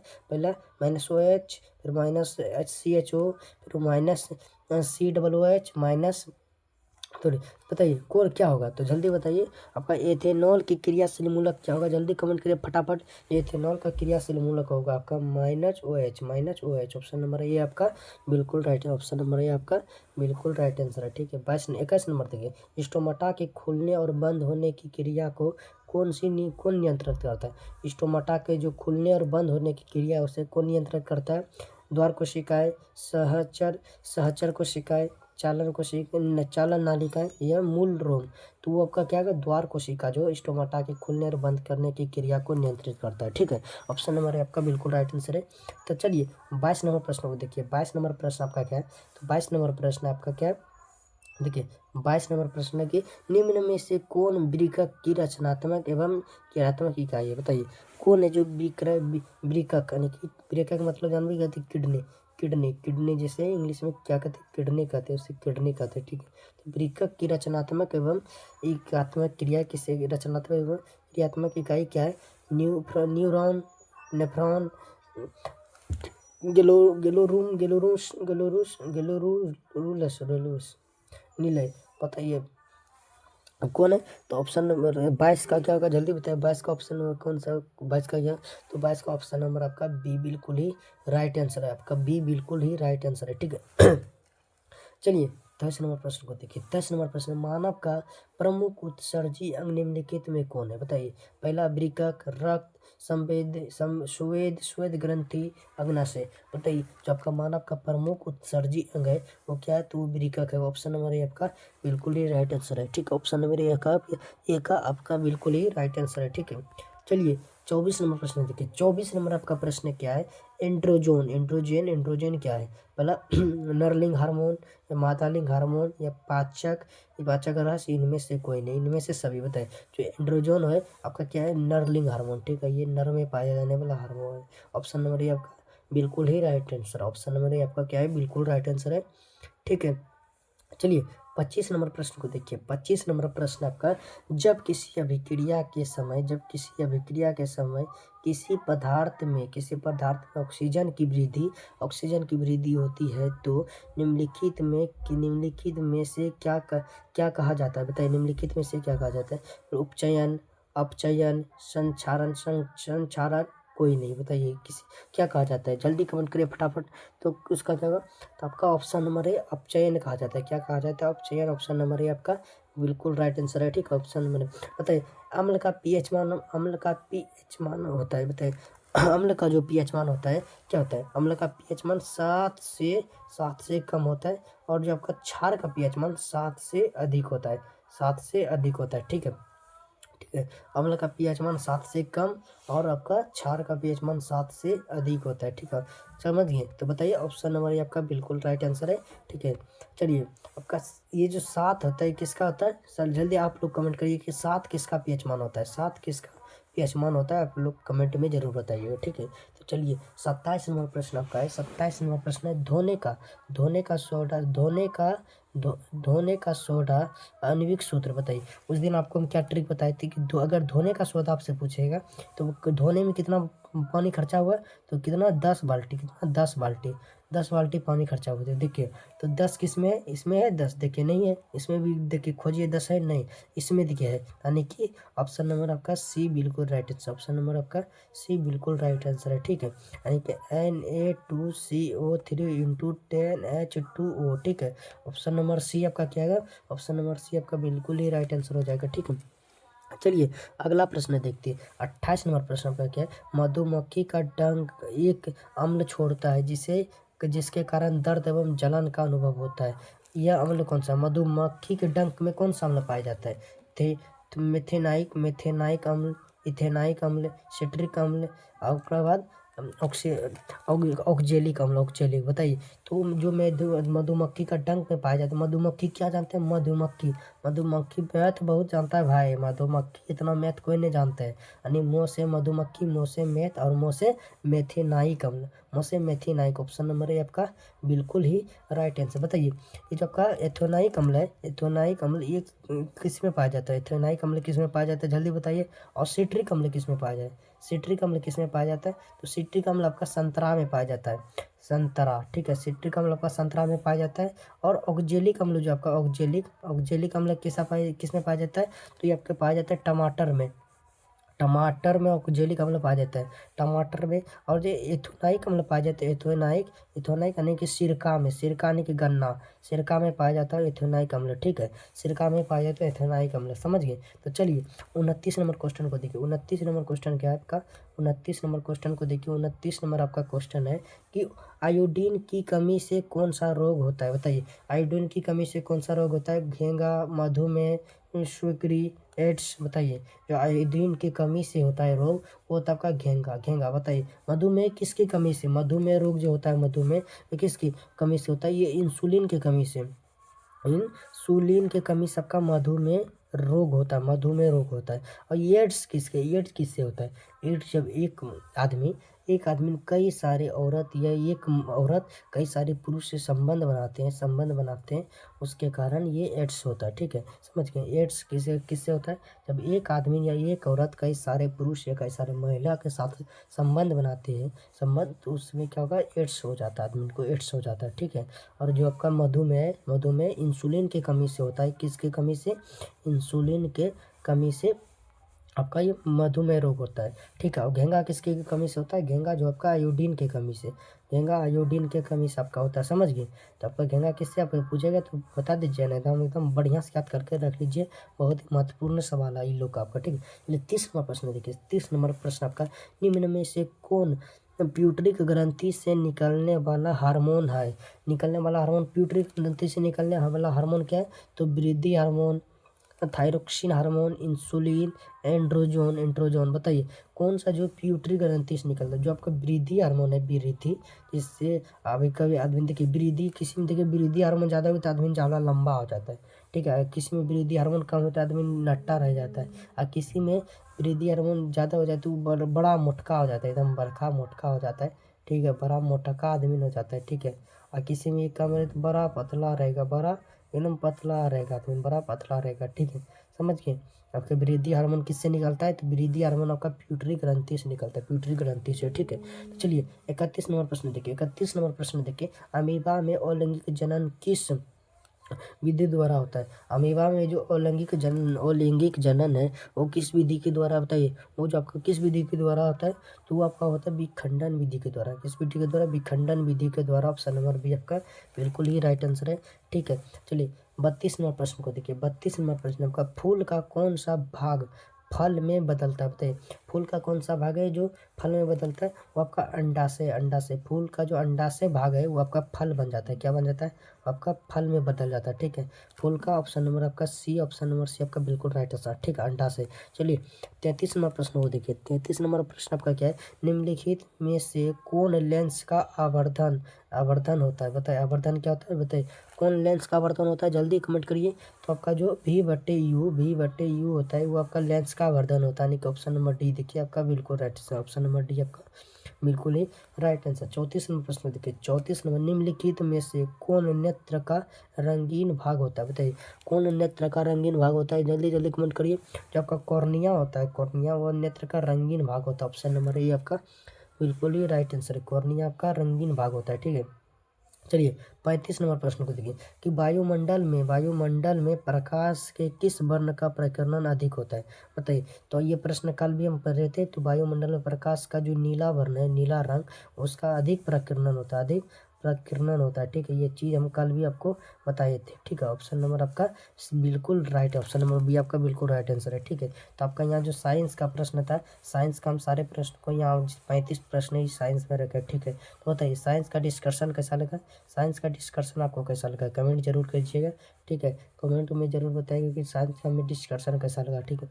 अब चलिए आप क्या देखेंगे, आप पहले मैथ को देखेंगे, क्या मैथ, ठीक है। पहले मैथ के देखेंगे, ठीक है। तो चलिए मैथ के प्रश्न खुद लगाते हैं, ठीक है। मैथ के देखिए, मैथ का प्रश्न संख्या 1 को देखते हैं, क्या मैथ के प्रश्न संख्या 1 को देखते हैं। क्या है मैथ का प्रश्न संख्या 1 आपका कि निम्नलिखित में से कौन कोसेक थीटा के बराबर है, बताइए।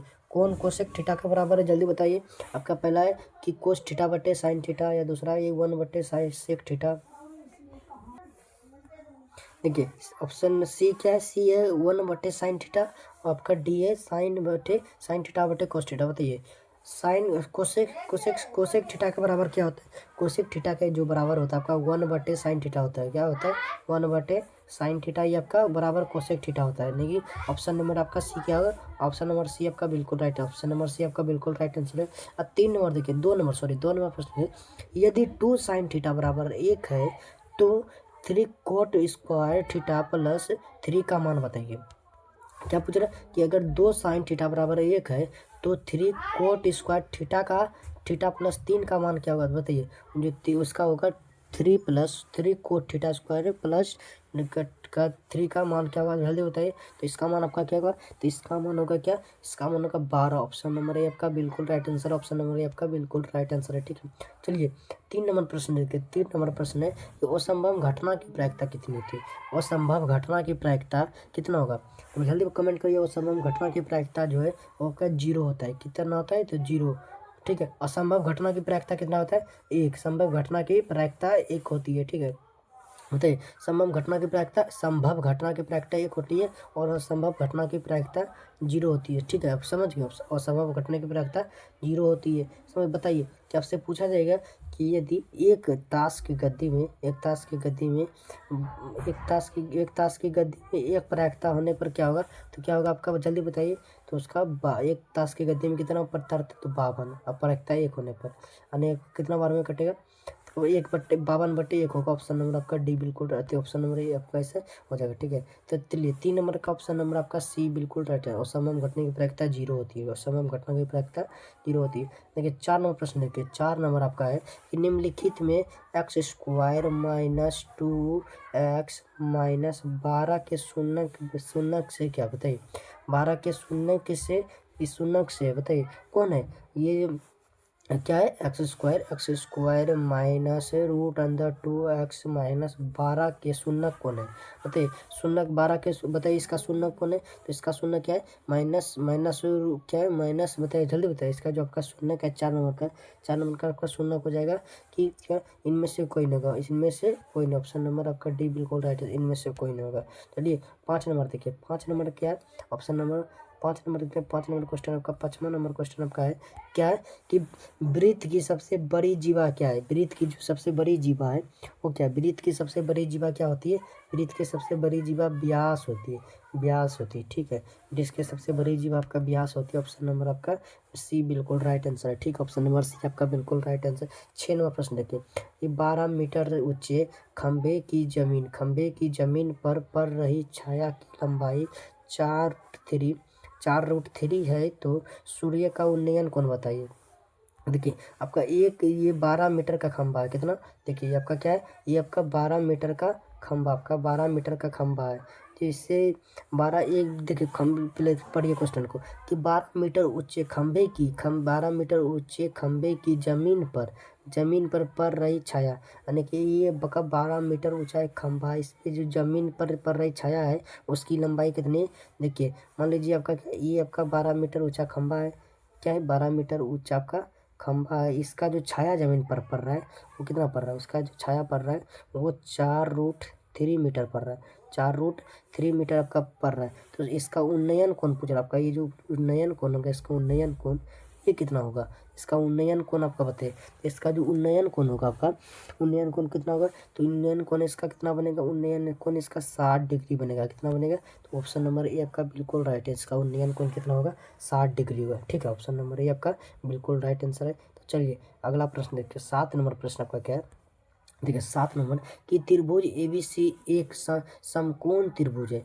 यानी कि समकोण मतलब जो है समकोण त्रिभुज, कि समकोण त्रिभुज है। ठीक है, तो ये जिसमें जिसमें कोण सी 90 डिग्री का है, तो कोस A+B का मान बताइए।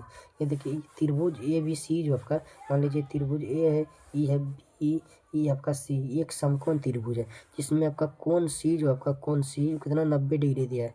तो कोण सी आपका 90 डिग्री है, कोण 90 डिग्री है, तो कोस A+B का मान पूछ रहे हैं। बताइए कोस A+B का मान क्या होगा, बताइए कोस A+B का जो आपका मान होगा वो कितना 0 डिग्री। कोस ए और बी का जो A+B का मान पूछ रहा है वो आपका कितना होगा, तो आपका 0 हो जाएगा। ऑप्शन नंबर ए आपका बिल्कुल राइट आंसर है। ऑप्शन नंबर ए आपका बिल्कुल राइट आंसर है। ठीक है, चलिए 8 नंबर प्रश्न को देखिए। 8 नंबर प्रश्न का क्या है, देखिए 8 नंबर प्रश्न आपका है कि बिंदु 2,3 एवं -2,3 के बीच की दूरी बताइए। तो इसमें क्या करना, पहले x1 y1 x2 y2 को आपको बैठा लेना। ठीक है, x1 इसको मानना, पहले 2 को मानना है क्या, x1, इसको y3 को y1, फिर इसको मानना x2, इसको y2। ठीक है, उसके बाद इस दूरी बराबर सूत्र लगा लेना। ठीक है, दूरी बराबर सूत्र लगा के, ठीक है, तो दूरी बराबर सूत्र लगाने के बाद हमें क्या मिलता है, तो वो मिलता है आपका 4। ऑप्शन नंबर आपका बी बिल्कुल राइट आंसर है। तो बी आपका बिल्कुल ही राइट आंसर है। ठीक है, चलिए अगला प्रश्न देखिए।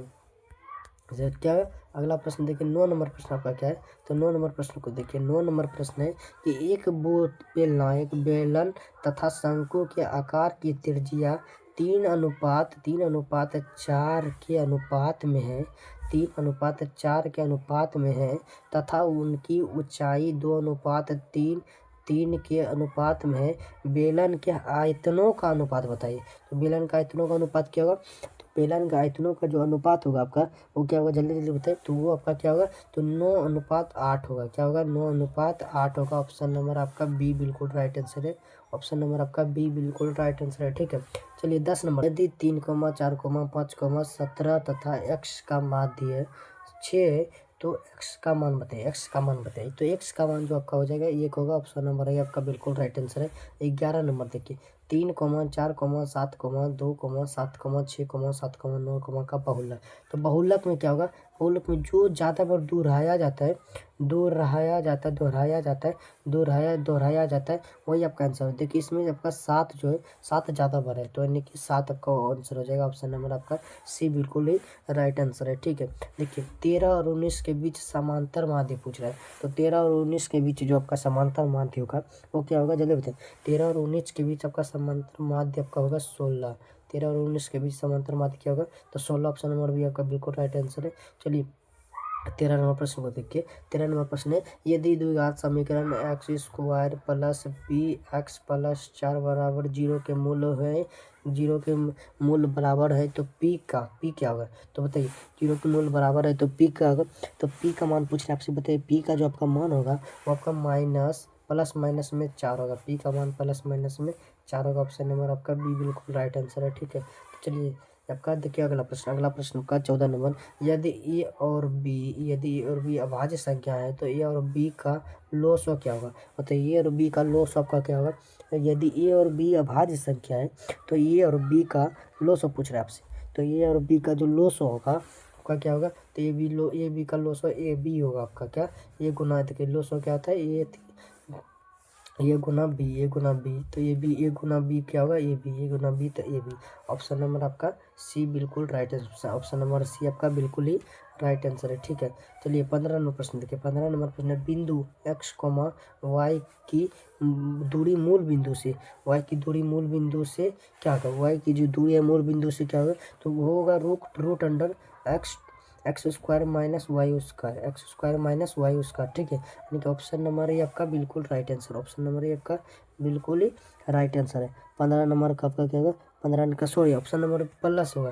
देखिए मूल बिंदु की जो दूरी पूछेगा आपसे, मूल बिंदु की दूरी उसका क्या होगा कि रूट अंदर क्या होगा, रूट अंदर X square plus Y square, X square plus Y square, यानी कि ऑप्शन नंबर आपका बी जो है आपका बिल्कुल राइट आंसर। ठीक है, चलिए आज मैथ में 15 ही प्रश्न रखते हैं, मैथ में 15 ही प्रश्न रखते हैं। ठीक है, तो बताइए कमेंट करके कैसा लगा मैथ का क्लास। चलिए आप देखिए क्या देखेंगे संस्कृत का।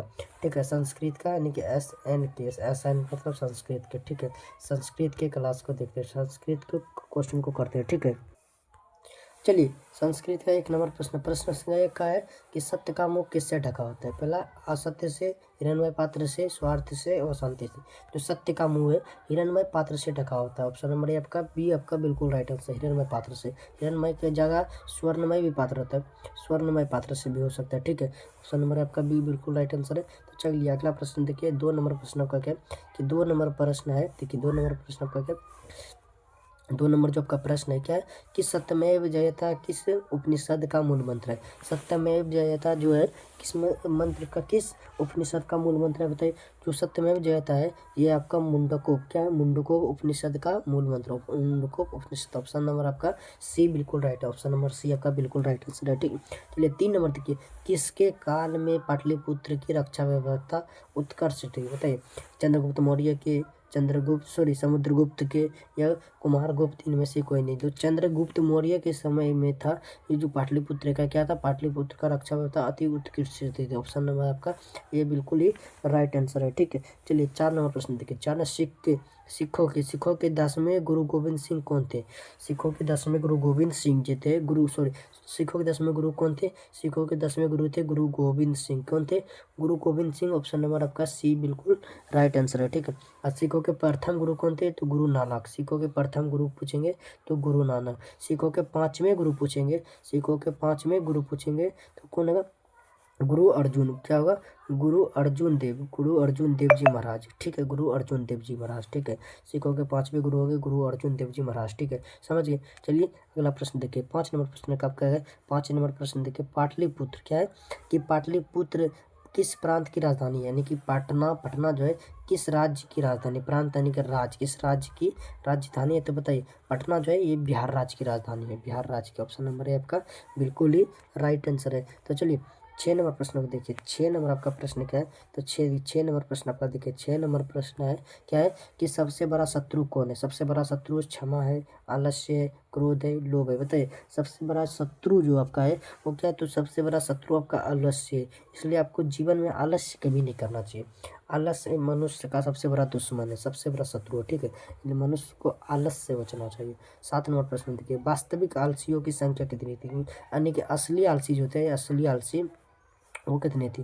तो अगर आलस्य कथा पाठ आप पढ़ेंगे तो आलस्य कथा पाठ में पढ़े होंगे कि असली आलसियों की संख्या 4 थी। अगर नहीं पढ़े हैं तो पूरा चैप्टर 1 से लेकर चैप्टर 7 तक अभी हम पढ़ा दिए हैं, जाके पढ़ लीजिए। और चैप्टर 7 से 14 जल्दी हम ला रहे हैं, 7 से 14 का कुछ वीडियो जल्दी हम ला रहे हैं। तो यानी कि पूरा संस्कृत आपका लगभग हम कहते हैं कि आज का नाम 28 दिसंबर है, 28 दिसंबर है तो हम यानी कि 5 जनवरी तक में आपका सारा संस्कृत पढ़ा के ख़त्म कर देंगे। ठीक है, संस्कृत का रह गया और हिंदी का कुछ रह गया, तो हिंदी और संस्कृत का आपका 5 दिसंबर तक में पढ़ा के सारा खत्म कर देंगे। ठीक है, तो वास्तविक आलसी की संख्या कितनी थी, तो 4। ऑप्शन नंबर सी आपका बिल्कुल राइट आंसर है। तो चलिए 8 नंबर प्रश्न है, आलस कथा पाठ के रचयिता कौन है। आलस कथा पाठ के जो रचयिता है वो कौन है, विद्यापति।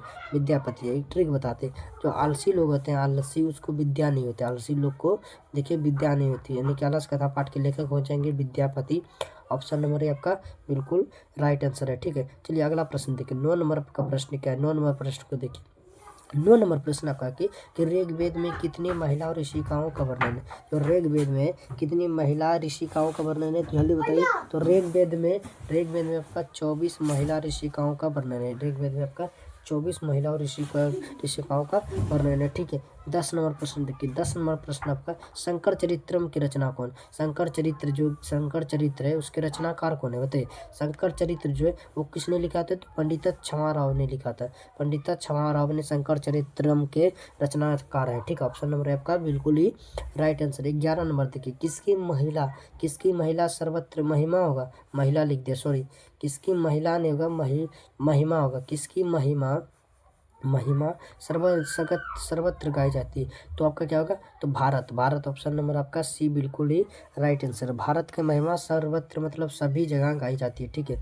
चलिए अगला देखिए 12 नंबर प्रश्न आपका क्या है, तो 12 नंबर प्रश्न देखिए, 12 नंबर प्रश्न है, भारत की शोभा से कौन प्रसन्न होते, भारत की शोभा से कौन प्रसन्न, ईश्वर दैत्य आलसी क्रोधी, तो भारत की शोभा से ईश्वर प्रसन्न होते, ईश्वर ऑप्शन नंबर है आपका बिल्कुल ही राइट आंसर है। 13 नंबर देखिए, शेषवा, शेषवा संस्कार कितने हैं बताइए, कि शेषवा, शेषवा संस्कार संस्कार कितने हैं, तो शेषवा, शेषवा 6 संस्कार है, ऑप्शन नंबर है ये आपका शेषवा कितने 6 संस्कार है, ठीक है। चलिए 14 नंबर देखिए, 14 नंबर आपसे, चलिए अगला प्रश्न और पूछ लेते हैं इसमें संस्कार से, बताइए कुल कितना संस्कार जो आपका टोटल संस्कार है वो कितना है, तो कुल 16 संस्कार है, ठीक है, कुल 16 संस्कार। शिक्षा संस्कार कितना है, तो शिक्षा संस्कार बताइए, शिक्षा संस्कार आपका कितना है, तो शिक्षा संस्कार आपका 5 है, ठीक है।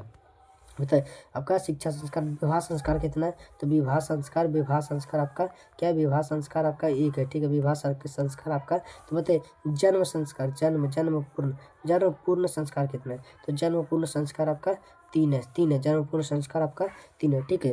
तो जल्दी जल्दी बताइए शेषवा संस्कार आपका कितना है, 6, ऑप्शन नंबर आपका सी बिल्कुल राइट आंसर है। 14 नंबर देखिए, चरित्र का निर्माण किसने किया, क्या चरित्र का निर्माण किससे होता है बताइए, चरित्र का जो निर्माण है किससे होता है, तो वो संस्कार से होता है, ठीक है, संस्कार से आपका चरित्र का निर्माण होता है, ठीक है। इसलिए संस्कार एक बच्चा का बहुत जरूरी है, ठीक है, संस्कार से चरित्र का निर्माण होता है।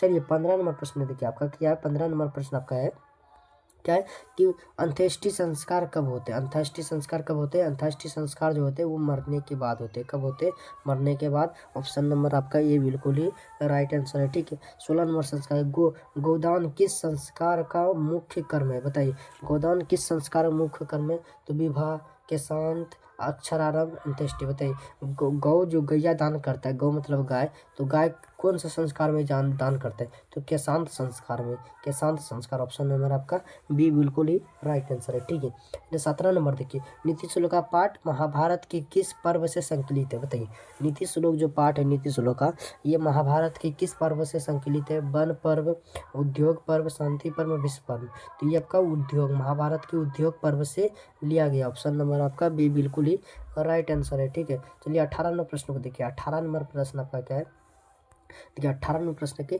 महाराज, महाराज क्या है, महाराज धृतराष्ट्र के प्रश्नों का समुचित उत्तर कौन देते हैं, तो महाराज धृतराष्ट्र के प्रश्नों का समुचित उत्तर कौन देते हैं, बताइए मंत्री विदुर या दुर्योधन या अर्जुन या कृष्ण, तो महाराज धृतराष्ट्र के प्रश्नों का समुचित उत्तर देने वाला कौन था, तो मंत्री विदुर, ऑप्शन नंबर ये आपका बिल्कुल ही राइट आंसर है, ठीक है। चलिए अब अपृष्टो बहुभाषते किस पाठ का उक्ति है, कि अपृष्टो बहुभाषते किस पाठ की उक्ति है, जल्दी बताइए कौन सा पाठ की युक्ति है, ये आपका नीति श्लोक का पाठ की युक्ति है, ठीक, ऑप्शन नंबर ये आपका बिल्कुल ही राइट आंसर है, ठीक है। 20 नंबर प्रश्न देखिए, वो क्या है 20 नंबर प्रश्न देखिए, 20 नंबर आपका जो प्रश्न है क्या है, 20 नंबर प्रश्न आपका देखिए, 20 नंबर प्रश्न है क्या है, देखिए 20 नंबर आपका प्रश्न है कि परम तृप्ति देने वाला क्या है, परम तृप्ति देने वाला क्या है, विद्या, लाभ, क्रोध,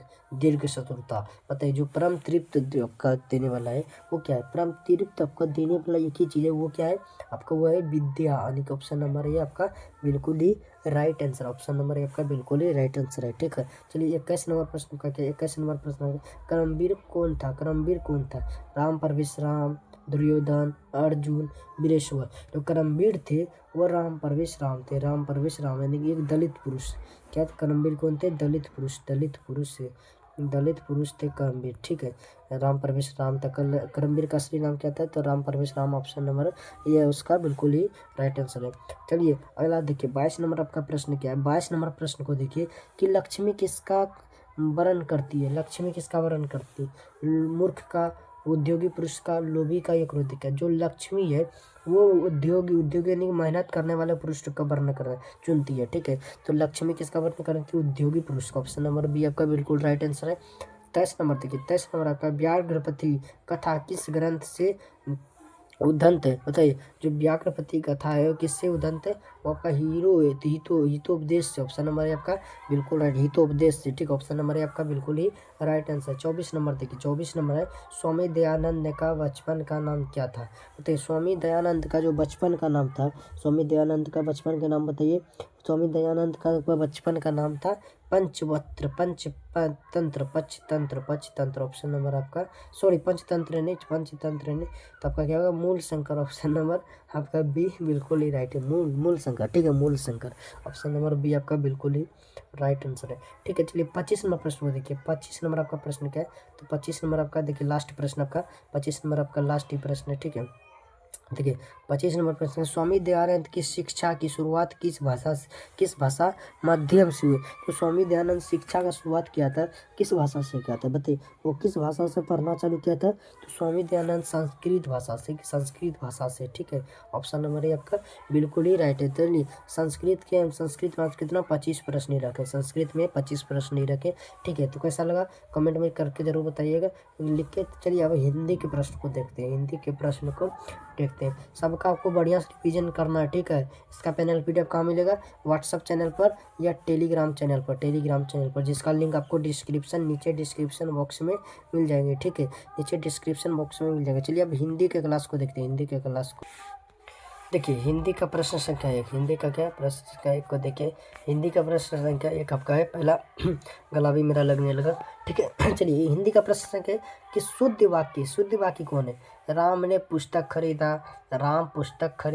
राम ने पुस्तक खरीदी, इनमें से सभी बताइए। तो इसमें से शुद्ध वाक्य कौन सा है? तो शुद्ध वाक्य आपका हो जाएगा क्या कि राम ने पुस्तक खरीदी। ऑप्शन नंबर आपका सी जो है ये बिल्कुल ही राइट आंसर, ये आपका शुद्ध वाक्य हो जाएगा। ठीक है, चलिए 2 नंबर देखिए, नागरी लिपि के लेखक बताइए। तो क्या बताए? तो नगर में कैसा लोग रहते हैं?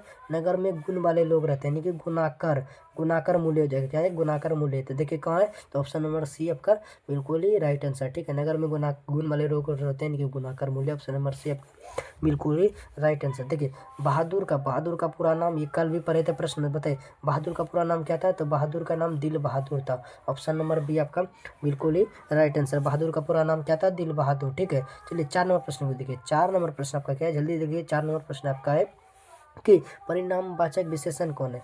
परिणामवाचक विशेषण है कौन है? तो पहला नया या 5 या थोड़ा सा या सुंदर। देखिए ये सब क्या है आपका? थोड़ा सा ये आपका परिणामवाचक विशेषण, थोड़ा सा क्या होगा आपका? परिणामवाचक विशेषण होगा। ठीक है, थोड़ा सा आपका परिणामवाचक विशेषण। चलिए प्रश्न संख्या 5 को देखिए। प्रश्न संख्या 5 आपका, परंपरा का ज्ञान किनके किनके लिए आवश्यक है? बताइए परंपरा का ज्ञान किसके लिए आवश्यक है?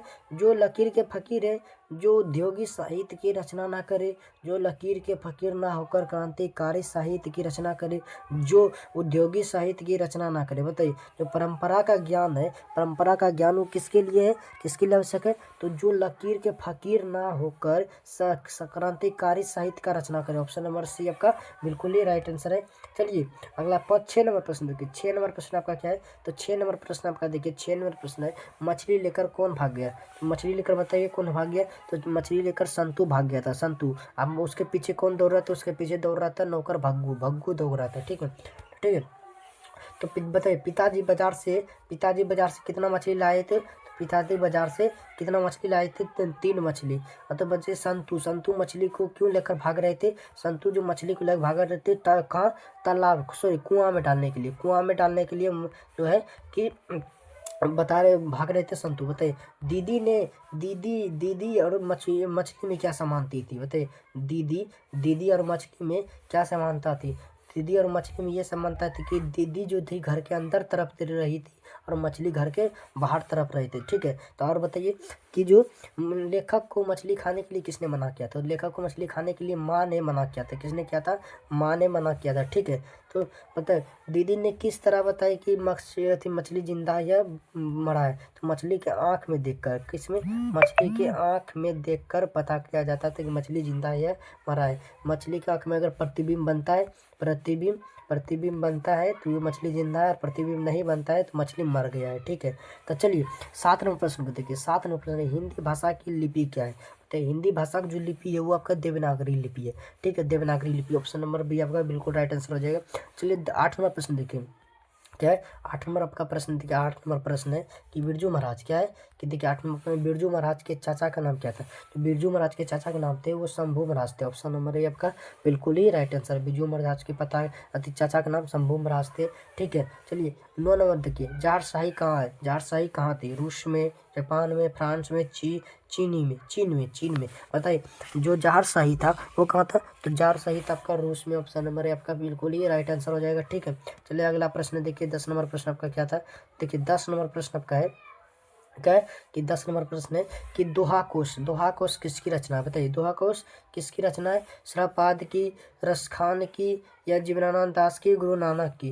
दोहा कोश किसकी रचना है, जल्दी बताइए। दोहा कोश श्रपाद की रचना, किसकी, श्रपाद की। ऑप्शन नंबर है आपका हिंदी का आदि कवि कौन है, तो हिंदी का आदि कवि कौन है, श्रपाद हिंदी का आदि कवि। ठीक है, ऑप्शन नंबर आपका बिल्कुल ये बिल्कुल राइट है। चलिए 11 नंबर देखिए महात्मा गांधी का पिता का क्या नाम था। बताइए महात्मा गांधी का पिता का नाम क्या था, जल्दी बताइए। तो महात्मा गांधी के पिता का नाम था Karamchand Gandhi. Karamchand, option number D आपका बिल्कुल ही राइट आंसर है। ठीक है, चलिए अगला प्रश्न देखिए। अगला प्रश्न आपका क्या है, अगला प्रश्न है आपका कि राजगिरी कौन समास है। राजगिरी कौन सा समास, तत्पुरुष, द्वंद्व, देगु, बहुवीर्य। तो बताइए राजगिरी जो है वो कौन सा समाज है, तो राजगिरी आपका तत्पुरुष समाज है। ऑप्शन नंबर है आपका बिल्कुल ही राइट आंसर। ऑप्शन नंबर है आपका बिल्कुल राइट आंसर है। 13 नंबर प्रश्न देखिए। 13 नंबर प्रश्न निम्नलिखित में सर्वनाम कौन है। राजेंद्र, पुस्तक, मैं, सीता। तो सर्वनाम कितना है, सर्वन कुल, अब से अगर कुल सर्वनाम पूछा जाएगा तो कुल सर्वनाम 11 है। ठीक है, कुल सर्वनाम 11 है, जैसे कि मैं, आप, ठीक है, ऐसे करके 11 सर्वनाम है, 11 सर्वनाम। ठीक है, तो यह वह ये सब क्या है, एक सर्वनाम है। नाम के बदले जो आता है उसे क्या कहते हैं, सर्वनाम। जैसे नाम के बदले में, ये तो आपका सर्वनाम है। ऑप्शन नंबर सी आपका बिल्कुल राइट आंसर। तो मैं क्या है, एक सर्वनाम है। ठीक है, ऑप्शन नंबर बी आपका बिल्कुल ही राइट आंसर है। ठीक है, चलिए अगला प्रश्न देखिए। 14 नंबर प्रश्न आपका क्या है, देखिए 14 नंबर प्रश्न है कि गुरु नानक किस भक्ति धारा के कवि थे। तो गुरु नानक थे क्या सगुण भक्ति धारा कवि थे, निर्गुण भक्ति धारा के, या सूफी, या कृष्ण भक्ति। तो गुरु नानक थे वो निर्गुण भक्ति धारा के कवि थे। निर्गुण ऑप्शन नंबर आपका बी बिल्कुल ही राइट आंसर है। निर्गुण भक्ति धारा के कवि थे। ठीक है, चलिए 15 नंबर प्रश्न देखिए। 15 नंबर आपका प्रश्न क्या है कि 15 नंबर प्रश्न में आपका देखिए प्रश्न में कि रसखान दिल्ली से कहाँ चले गए। जो रसखान थे दिल्ली से ब्रजभूमि चले गए। कहाँ चले गए, ब्रजभूमि। ऑप्शन नंबर सी आपका बिल्कुल ही राइट आंसर है। चलिए 16 नंबर प्रश्न देखिए। 16 नंबर प्रश्न आपका क्या है कि अमृत का पर्यायवाची क्या होगा। अमृत का पर्यायवाची नश्वर होगा, या सुधा होगा, आंसू होगा, या आयास होगा। तो अमृत का पर्यायवाची शब्द क्या होगा, तो अमृत का पर्यायवाची शब्द होगा सुधा। ऑप्शन नंबर बी आपका बिल्कुल ही राइट आंसर। 17 नंबर थे मंगू की बड़ी बहन का क्या नाम था। बताइए मंगू की बड़ी बहन का क्या नाम था, कमू, निमी, गीता, लक्ष्मी। जो मंगू की बड़ी बहन थी उसका नाम था कमू। ऑप्शन नंबर ए आपका बिल्कुल ही राइट आंसर। चलिए 18 नंबर प्रश्न देखिए। 18 नंबर प्रश्न आपका क्या था, देखिए 18 के 7 कोड़ी होता है, क्या है 7 कोड़ी होता है, कथाकार है। 7 कोड़ी किस भाषा के कथाकार है, पंजाबी के, गुजराती के, उड़िया के, या हिंदी के। तो 7 कोड़ी होता जो है वो उड़िया का। ऑप्शन नंबर आपका सी बिल्कुल ही राइट आंसर है। 20 नंबर प्रश्न 19 नंबर प्रश्न देखो। 19 नंबर कमर कसना मुहावरे का अर्थ क्या है। तो कमर कसना मुहावरे का अर्थ है कि तैयार होना। ठीक है, अब कमर कसना मुहावरे का अर्थ क्या है, तैयार होना। ठीक है, नहीं कहते कि कुछ भी काम करने कमर कस ले बोलता है ना कि कमर कस ही ले।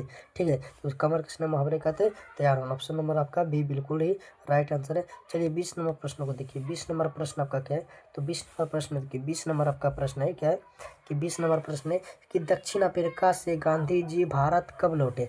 बताइए दक्षिण अफ्रीका से जो गांधी जी थे वो भारत कब लौटे।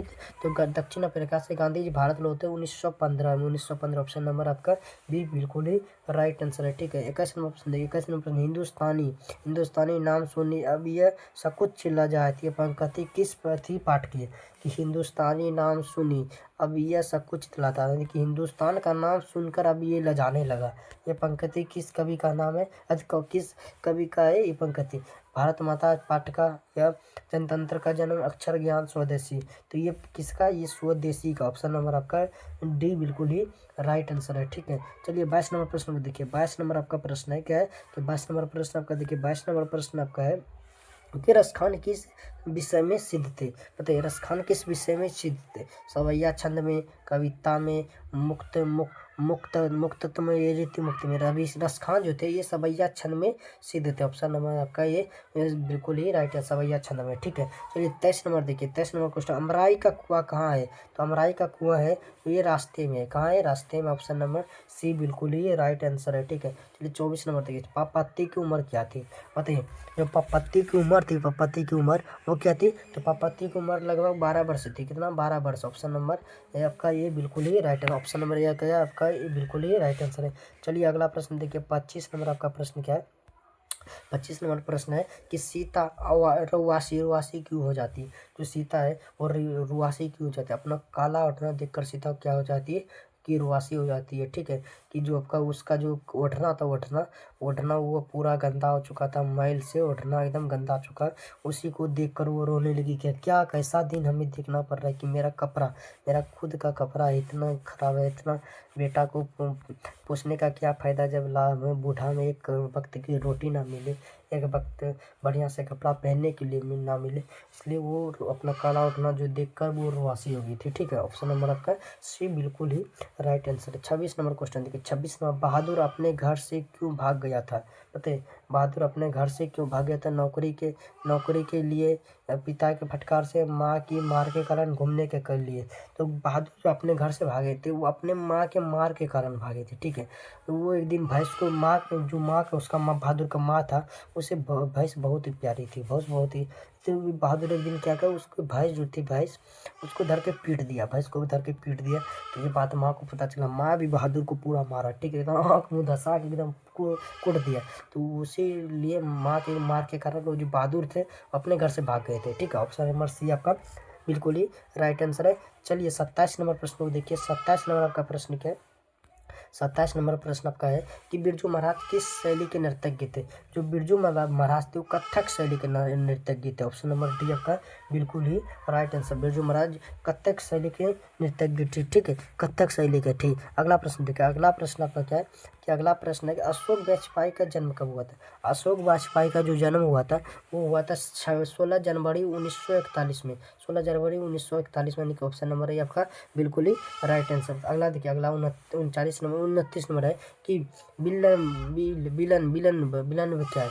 एक शहर है, एक छोटा सा गांव है, एक नदी है, एक झील है। बताइए बिलन क्या है? तो बिलन है आपका वो क्या है? वो एक शहर का नाम है बिलन। ऑप्शन नंबर है आपका बिल्कुल ही राइट आंसर। चलिए 30 नंबर प्रश्न को देखिए, 30 नंबर प्रश्न क्या है? 30 नंबर प्रश्न है कि हमारी नींद कविता कहाँ से ली गई है? बताइए, हमारी जो नींद कविता है ये कहाँ से लिया गया है? तो हमारी नींद कविता आपका लिया गया दुष्चक्र में श्रेष्ठ। ऑप्शन नंबर आपका सी बिल्कुल ही राइट, दुष्चक्र में श्रेष्ठ, ये यहीं से लिए गए हमारी नींद कविता को। ठीक है, चलिए कहते हैं मेघदूत का जर्मन में अनुवाद किसने किया था? तो मेघदूत आपका उसका जो जर्मन है अनुवाद किया था वो मैक्स मुलर ने किया था। ऑप्शन नंबर सी आपका बिल्कुल ही राइट आंसर है। चलिए 32 नंबर देखिए, 32 नंबर, मगम्मा को किससे विवाद था? मगम्मा को उसके बहू से विवाद था। ऑप्शन नंबर आपका बी बिल्कुल ही राइट, ऑप्शन नंबर बी आपका बिल्कुल ही राइट आंसर है। ठीक है, चलिए 33 नंबर क्वेश्चन देखिए, 33 नंबर क्वेश्चन आपका, लक्ष्मी के पिता का क्या नाम था? तो बताइए, लक्ष्मी के पिता, सॉरी पति, पिता लिखा, लक्ष्मी का पति पिता होता है, सॉरी यहाँ लक्ष्मी का पति होता है। लक्ष्मी के पति का नाम क्या था? लक्ष्मी के पति का जो नाम था वो लक्ष्मण था। ऑप्शन नंबर बी बिल्कुल ही राइट आंसर। ठीक है, लक्ष्मी के पति का नाम क्या था?